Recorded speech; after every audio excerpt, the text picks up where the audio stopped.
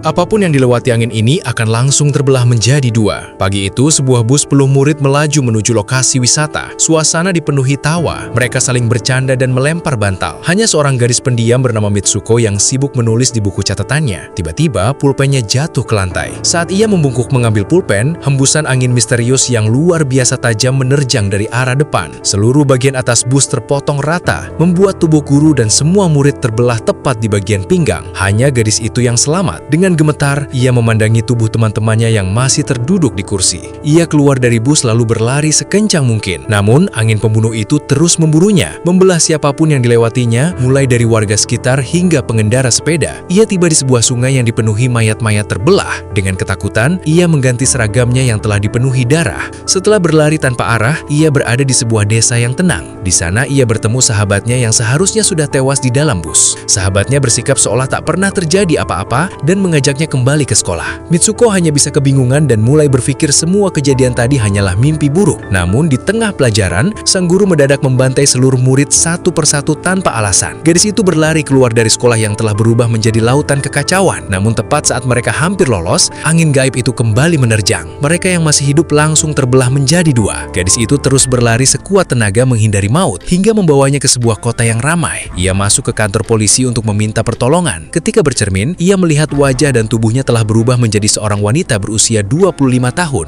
Tanpa sempat memahami apa yang terjadi, ia dibawa ke sebuah gereja untuk melangsungkan pernikahan. Ia langsung menjerit histeris ketika melihat calon suaminya ternyata adalah manusia berkepala babi. Ia langsung menusuknya lalu melarikan diri sekuat tenaga. Begitu keluar dari sana, dunia kembali berubah. Kini ia menjadi seorang atlet lari maraton yang berlari bersama puluhan peserta lainnya di jalan raya. Sialnya, manusia berkepala babi itu kembali muncul dan mengejarnya. Ia terus berlari hingga masuk ke sebuah gua yang dipenuhi mayat hidup. Saat hampir putus asa, sahabatnya datang menyelamatkannya. Gadis itu memohon agar ia terus memanggil nama aslinya. Setelah namanya diucapkan berulang kali, tubuhnya perlahan kembali ke wujud semula. Sahabatnya kemudian memaksanya menarik urat nadinya karena hanya itulah satu-satunya jalan keluar. Meski menangis dan tak sanggup melakukannya, ia akhirnya menarik urat nadi sahabatnya hingga terbelah menjadi dua. Di balik tubuh yang terbelah itu, muncul sebuah lorong putih. Saat melangkah masuk, ia akhirnya mengetahui jika semuanya adalah simulasi permainan. Saat itulah ia sadar, satu-satunya cara untuk mengakhiri permainan mengerikan itu adalah dengan mengakhiri hidupnya sendiri.